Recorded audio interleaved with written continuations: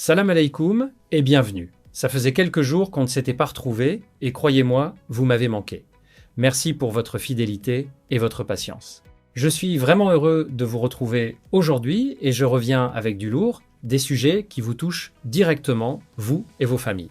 On est le 4 août 2026 et je commence par une nouvelle qui vient de tomber et qui frappe fort.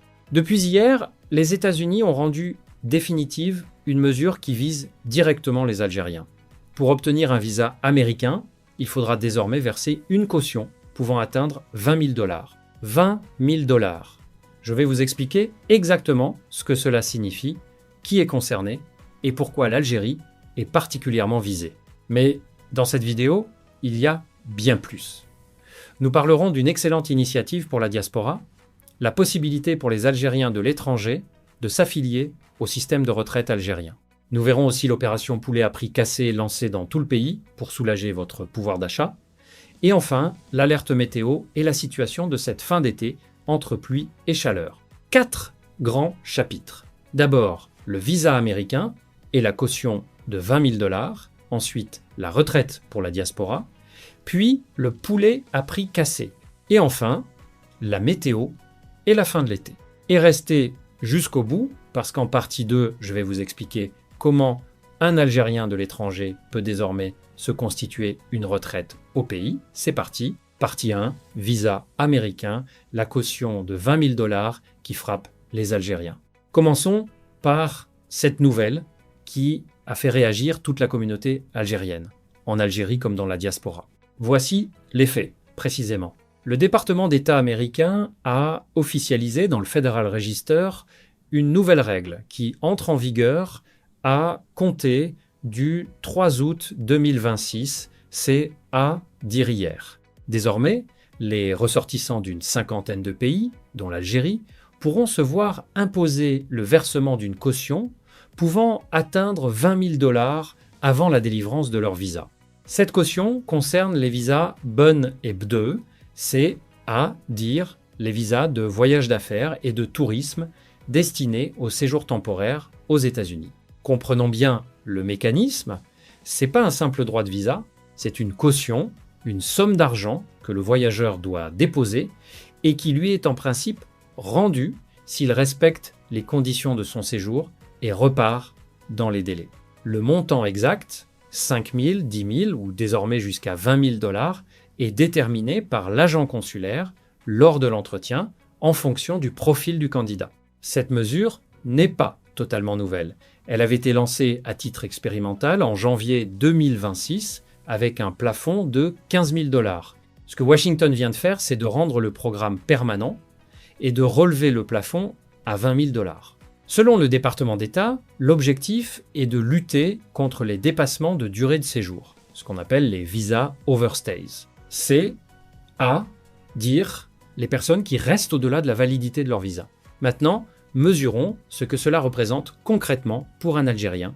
20 000 $ au taux du marché parallèle, où le dollar s'échange autour de 238 dinars. Cela représente près de 5 millions de dinars. 5 millions de dinars à déposer, à immobiliser, juste pour obtenir un visa touristique. Pour l'immense majorité des Algériens, c'est une somme tout simplement hors de portée. C'est plusieurs années de salaire pour un revenu moyen. Autant dire que, dans les faits, cette mesure ferme quasiment la porte des États-Unis aux voyageurs algériens ordinaires, et il y a un élément qui a particulièrement choqué.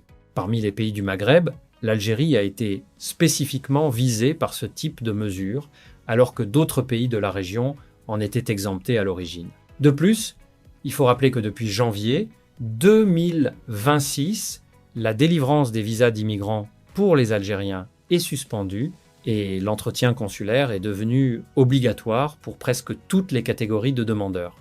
Le contexte est donc déjà très contraint pour les Algériens qui veulent se rendre aux États-Unis. Alors, comment analyser cette décision ? Je vais vous donner un point de vue équilibré et honnête. D'un côté, il faut reconnaître que les États-Unis sont un pays souverain, libre de fixer ses conditions d'entrée. Chaque pays contrôle ses frontières et sa politique de visa. Et le problème des dépassements de séjour est réel. tous les pays y sont confrontés. Mais d'un autre côté, il faut le dire clairement, cette mesure est perçue, à juste titre, comme discriminatoire et disproportionnée. Pourquoi ? Parce qu'elle frappe indistinctement tous les Algériens, le touriste honnête comme le fraudeur potentiel. Elle punit collectivement toute une nation. Un montant de 20 000 $ n'est pas une garantie raisonnable, c'est une barrière quasi infranchissable qui envoie un signal très négatif aux voyageurs légitimes, les familles qui veulent rendre visite à leurs proches, les hommes d'affaires, les étudiants, les touristes, et cela pose une question de dignité et de réciprocité. L'Algérie, elle, n'impose aucune caution de ce type aux citoyens américains qui souhaitent la visiter. La question se pose donc légitimement, face à une mesure aussi déséquilibrée, l'Algérie doit-elle appliquer le principe de réciprocité ou maintenir sa tradition d'ouverture et d'accueil ? C'est un débat qui traverse la société algérienne. Ce que je retiens, et ce que beaucoup d'entre vous ressentent, c'est un sentiment d'injustice. Nos compatriotes, dont beaucoup ont de la famille aux États-Unis, ou qui souhaitent simplement voyager, découvrir, faire des affaires, se voient traités avec une défiance qui ne correspond pas à la réalité de l'immense majorité honnête et respectueuse des lois. Mon conseil pratique pour ceux qui seraient concernés, renseignez-vous très précisément auprès de l'ambassade des États-Unis avant toute démarche, car les modalités sont complexes et le montant dépend de votre profil. Et gardez à l'esprit que le monde est vaste. D'autres destinations, en Asie, dans le Golfe, en Afrique, en Amérique latine ou même en Europe, restent accessibles et accueillantes. Ne concentrons pas toute notre énergie sur un pays qui nous ferme ses portes. Et justement, en parlant de la diaspora et des liens avec l'étranger, passons à une nouvelle bien plus positive, qui concerne l'avenir et la sécurité de nos compatriotes établis hors du pays. Une nouvelle qui touche à la retraite. Partie 2, retraite pour la diaspora. Les Algériens de l'étranger peuvent s'affilier. Passons donc à cette initiative qui concerne directement les millions d'Algériens vivant à l'étranger et qui répond à une vraie préoccupation, celle de la retraite. Voici l'information. La Caisse nationale des retraites, la CNR, a organisé cette semaine, au port d'Alger, une activité de sensibilisation autour d'un thème important, l'affiliation de la diaspora au système de retraite algérien. Autrement dit, l'Algérie ouvre la possibilité pour ses ressortissants établis à l'étranger de cotiser et de se constituer des droits à la retraite dans leur pays d'origine. Pourquoi le port d'Alger ? Parce que c'est un lieu de passage massif de la diaspora en été, avec les traversées en ferry depuis la France, l'Espagne, l'Italie. C'est donc l'endroit idéal pour informer les Algériens de l'étranger au moment où ils rentrent au pays pour les vacances. Expliquons l'intérêt de cette mesure, car elle est vraiment importante. Beaucoup d'Algériens de l'étranger travaillent, cotisent et se constituent une retraite dans leur pays de résidence. En France, au Canada, en Allemagne, c'est très bien. Mais certains souhaitent aussi maintenir un lien avec l'Algérie, y compris sur le plan de la protection sociale. D'autres ont travaillé une partie de leur vie en Algérie avant de partir et veulent valoriser ces années. D'autres encore, notamment ceux qui travaillent dans des pays sans système de retraite protecteur ou de manière indépendante, veulent se constituer une sécurité pour leurs vieux jours. L'affiliation volontaire au système algérien leur permet de cotiser sur une base volontaire et de se constituer ainsi une pension de retraite algérienne. C'est une forme de sécurité supplémentaire et un lien concret maintenu avec la patrie. Cette initiative s'inscrit dans une démarche plus large de l'État envers sa diaspora dont nous avons parlé sur cette chaîne. Rappelez-vous, le renouvellement du passeport à distance, l'entrée en vigueur de l'apostille, la création du Haut Conseil de la communauté scientifique nationale à l'étranger et les efforts pour faciliter l'investissement de la diaspora. À chaque fois, le message est le même. Les Algériens de l'étranger ne sont pas oubliés, ils font partie intégrante de la nation et l'État cherche à renforcer leurs liens avec le pays. Rappelons aussi ce dont nous avons parlé récemment concernant la retraite des Algériens de France. Grâce à la Convention franco-algérienne de sécurité sociale de 1980, un Algérien qui a travaillé en France peut toucher sa pension française tout en vivant en Algérie, et même cumuler ses droits français et algériens. Cette nouvelle possibilité d'affiliation volontaire à la CNR vient compléter ce dispositif en offrant encore plus d'options à nos compatriotes. Mon conseil pour la diaspora, si vous êtes concerné, renseignez-vous auprès de la CNR sur les modalités exactes de cette affiliation volontaire. Quelles sont les conditions, les taux de cotisation, les droits ouverts? Ces informations vous permettront de décider si cette option est intéressante pour votre situation personnelle. Et n'hésitez pas à en parler autour de vous, car beaucoup de membres de la diaspora ignorent qu'ils ont ces possibilités. Il faut aussi souligner l'effort de modernisation de la CNR, dont nous avons déjà parlé, avec l'application Takaoudi, la reconnaissance faciale pour le certificat de vie et la numérisation des services. La Caisse cherche à faciliter la vie de tous les retraités, y compris ceux de l'étranger. Cette digitalisation est particulièrement utile pour la diaspora, qui peut ainsi accomplir ses démarches à distance sans avoir à se déplacer en Algérie. Au fond, cette mesure raconte une belle idée, celle d'une Algérie qui tend la main à ses enfants éloignés, qui leur dit qu'ils ont toujours une place au pays, y compris pour préparer sereinement leurs vieux jours. Dans un monde où la diaspora est parfois tiraillée entre deux pays, ces ponts concrets sont précieux. Revenons maintenant en Algérie à une préoccupation très quotidienne qui touche le panier de chaque famille, le prix du poulet et l'opération lancée par l'État pour le faire baisser. Partie 3, poulet à prix cassé, l'opération pour soulager votre pouvoir d'achat. Le troisième chapitre de cette vidéo concerne directement votre budget alimentaire et plus précisément un produit très consommé par les familles algériennes. Le poulet, voici l'information. Face à la hausse des prix, la SARPA, la Société algérienne de régulation des produits agricoles, injecte du poulet local congelé sur le marché national à un prix cassé de 320 dinars le kilo. Cette opération concerne l'ensemble du territoire. Rappelons le contexte, dont nous avons déjà parlé. Le prix du poulet frais avait fortement grimpé ces dernières semaines, atteignant parfois 350 à 400 dinars le kilo, voire plus dans certaines régions. Pour une viande qui est l'une des principales sources de protéines des familles modestes, cette hausse pesait lourd sur le budget des ménages. Face à cela, l'État intervient. Le principe est simple et efficace. La SARPA dispose de stocks de poulet congelés, constitués pendant les périodes de surproduction, quand les prix sont bas, et quand les prix s'envolent, comme en ce moment, elle déstocke ce poulet et le met sur le marché à prix réduit, 320 dinars le kilo. Cela a un double effet. D'abord, cela offre aux familles une alternative moins chère. Ensuite, cela augmente l'offre globale sur le marché, ce qui casse la spéculation et fait pression à la baisse sur les prix du poulet frais. C'est un mécanisme de régulation intelligent qui montre le rôle protecteur que peut jouer l'État face aux flambées de prix et à la spéculation.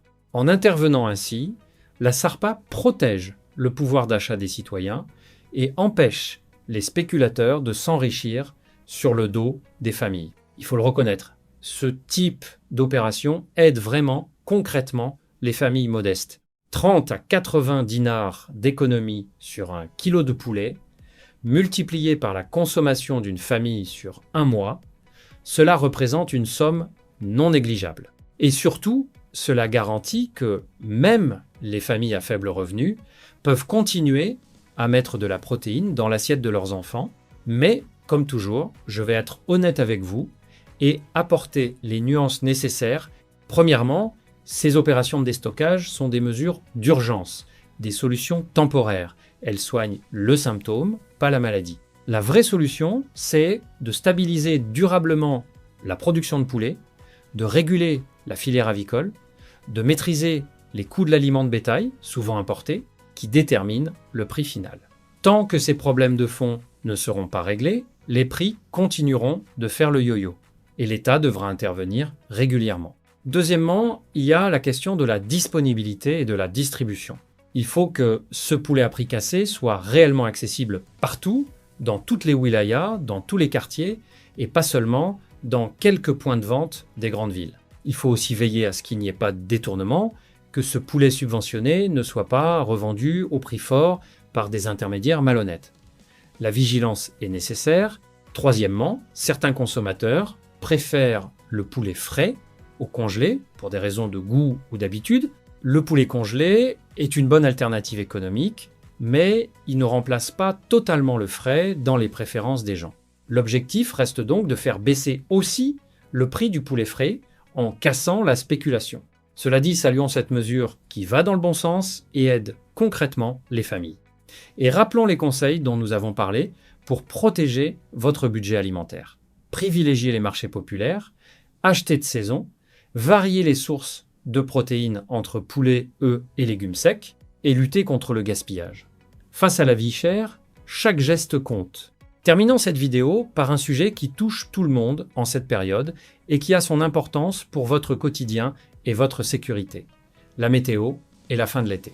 Partie 4, météo et fin de l'été, entre pluie et chaleur. Pour ce 4e et dernier chapitre, parlons d'un sujet qui concerne tout le monde, chaque jour, la météo, avec une situation particulière en cette fin d'été. L'Office national de la météorologie a émis une alerte, annonçant une situation contrastée. D'un côté, de fortes pluies ont été annoncées sur certaines régions, de l'autre, la chaleur persiste, notamment ce mardi 4 août. Une combinaison qui peut sembler surprenante, mais qui est caractéristique de cette période de transition et des dérèglements climatiques dont nous parlons régulièrement. Cette situation appelle à la vigilance sur plusieurs plans. D'abord, les fortes pluies.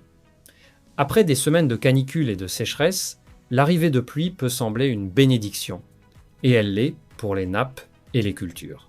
Mais des pluies violentes et soudaines, sur des sols secs et durcis par la chaleur, peuvent aussi provoquer des inondations, des crues doudes, des glissements de terrain. Le sol sec absorbe mal l'eau qui tombe brutalement, et le ruissellement peut être dangereux. Soyez donc prudents en cas de forte pluie. Évitez de traverser les oueds en crue, méfiez-vous des routes inondées et surveillez les enfants. Ensuite, la persistance de la chaleur. Même si l'été touche à sa fin, les températures restent élevées dans plusieurs régions. Les conseils de prudence face à la chaleur restent valables. Buvez régulièrement, évitez les heures les plus chaudes, prenez soin des personnes âgées et des enfants. Cette météo capricieuse s'inscrit dans un contexte plus large que nous avons largement évoqué cet été, le dérèglement climatique. Nous avons parlé de la canicule exceptionnelle à 49 degrés, de la sécheresse précoce, des incendies de 6e génération, et maintenant de ces pluies contrastées. Tout cela raconte la même histoire. Un climat de plus en plus imprévisible et extrême en Algérie, comme dans tout le bassin méditerranéen. Et je veux mentionner un fait grave survenu cette semaine, qui nous rappelle l'importance de la sécurité. Un terrible accident de la circulation est survenu aux abords de Boumerdès, plongeant des familles dans le deuil. Sur instruction du président de la République, des mesures ont été prises pour venir en aide aux victimes. Ces drames de la route, malheureusement fréquents, nous rappellent l'importance de la prudence au volant, surtout en été, période de fort déplacement. Respectez les limitations, ne conduisez pas fatigué, attachez vos ceintures, votre vie et celle de vos proches n'ont pas de prix. En cette fin d'été, alors que beaucoup rentrent de vacances, que la rentrée scolaire et universitaire approche, prenons soin les uns des autres. Prudence sur les routes, prudence face aux intempéries, solidarité envers les plus vulnérables. C'est ainsi que nous traversons les épreuves, ensemble, et gardons espoir. L'été 2026 a été difficile, entre canicule, incendie et vie chère. Mais l'Algérie a tenu, grâce à la résilience et à la solidarité de son peuple. La rentrée qui approche est toujours un nouveau départ, porteur d'espoir. Et nous serons là, ensemble, pour la suivre. Voilà pour ce grand tour d'horizon de l'actualité algérienne en ce 4 août 2026. Et encore une fois, je suis vraiment content de vous avoir retrouvé aujourd'hui. Récapitulons les points essentiels. Les États-Unis ont rendu définitive, depuis le 3 août, la caution pouvant atteindre 20 000 $ pour les visas de tourisme et d'affaires, une mesure qui frappe durement les Algériens et qui est perçue comme discriminatoire et disproportionnée, fermant quasiment la porte des États-Unis aux voyageurs ordinaires. La Caisse nationale des retraites ouvre la possibilité, pour les Algériens de l'étranger, de s'affilier volontairement au système de retraite algérien une belle initiative qui renforce les liens de la diaspora avec le pays et complète les dispositifs existants. La SARPA injecte du poulet congelé à 320 dinars le kilo sur tout le territoire pour soulager le pouvoir d'achat des familles et casser la spéculation, une mesure d'urgence utile, même si la vraie solution reste de stabiliser durablement la filière. Et la météo annonce une fin d'été contrastée, entre fortes pluies et chaleur persistante, appelant à la vigilance face aux inondations et sur les routes, dans un contexte de dérèglement climatique. Le visa américain, la retraite de la diaspora, le poulet, la météo. 4 sujets, une même réalité, votre quotidien, votre dignité, votre pouvoir d'achat, votre sécurité et votre lien avec le pays, où que vous soyez dans le monde. Merci d'avoir suivi cette vidéo jusqu'au bout et merci de votre fidélité. Ça fait vraiment plaisir de vous retrouver. Si cette vidéo vous a été utile, likez, abonnez-vous et partagez-la en Algérie comme dans la diaspora. Dites-moi en commentaire ce que vous pensez de cette caution américaine de 20 000 $. Est-ce que l'Algérie devrait appliquer la réciprocité? Votre avis m'intéresse. On se retrouve très vite, cette fois je ne vous ferai pas attendre, pour continuer à suivre ensemble, avec passion et honnêteté, cette Algérie qui avance,